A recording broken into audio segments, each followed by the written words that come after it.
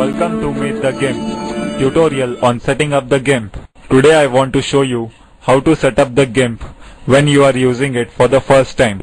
The GIMP uses a lot of small windows instead of one big window like all the other Windows and Macintosh programs.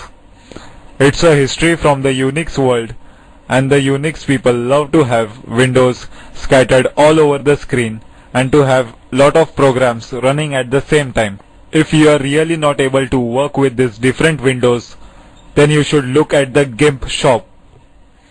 It is a program which uses the GIMP and puts a new user interface on it to make it a bit similar to Photoshop.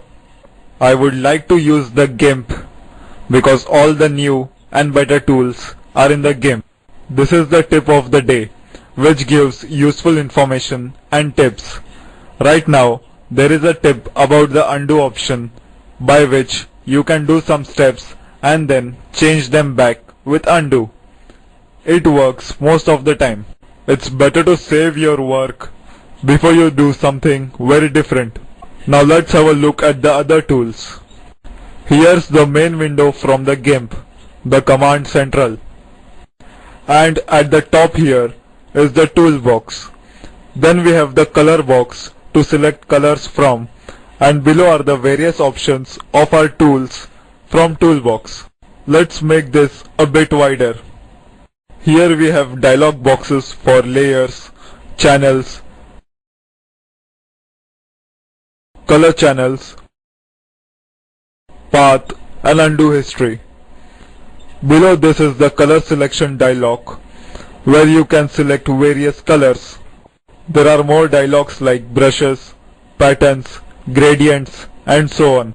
I want to include some of these dialogs into the toolbox. It's very easy to do so. Just click on the word layers in the title of the dialog and pull it over to the word color picker here below the toolbox. And I get a tabbed dialog like this. I'll do this with channels. I'll do this with paths. And I'll do this with undo history. I don't think I need the brushes tool, because if a tool has a brush, then it appears here and I can select it. But I want to have colors, so I click on it and drag it next to undo history.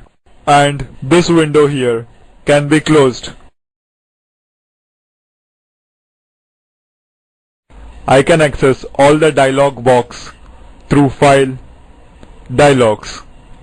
You can see here there are some dialogs that are not in our toolbox and we need one of them, that is Tools. My toolbox contains some tools which I have never used and I want to replace them with the tools that I want to use. Let's start with the tools which I want to have. I want to have curves, levels, threshold, brightness and contrast. I don't want to choose. I don't need perspective clone, nor do I need ink or airbrush. And I need all the remaining tools. I will have a look at this later after I see how much space is left. Now I go to File and Preferences.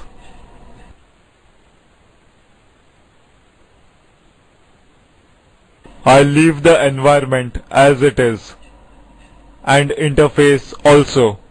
In Theme, I select Small, and when I pull this window aside, you see all the icons have shrunk and there's more space available for the information of tools. Go to Tool Options and change Default Interpolation to Sync. It's the best interpolation for calculating pixels while resizing or rotating and so on. Leave all the other options as they are. Go to Toolbox and either select if you want to have these options or deselect them. You can have colors, which is a quick way to change the foreground and background color. you can get the brush and the gradient tool.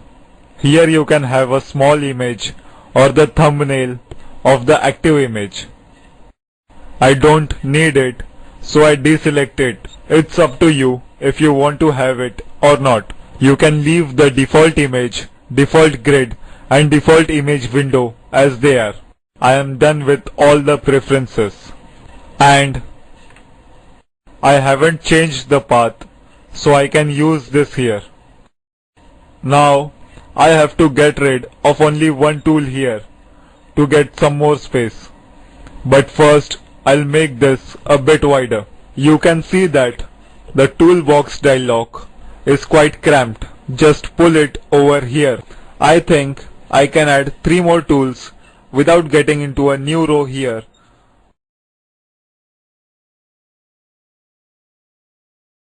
So I will add brightness, hue saturation and color balance. All the tools which are not displayed here can be reached by clicking on File and Dialogs.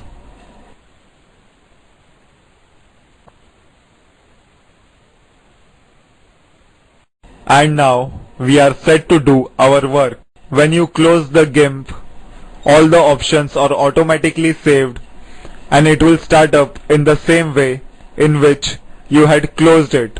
And by the way, I am using the development version, the unstable version of GIMP 2.3.18. I just saw that 2.3.19 was released today. It is called unstable, but the GIMP is reaching a point where 2.4 is the next stable version on the horizon, and this year it is stable as any other software in the market. That was it for setting up the GIMP. This is Hemant Vaidande dubbing for the Spoken Tutorial project.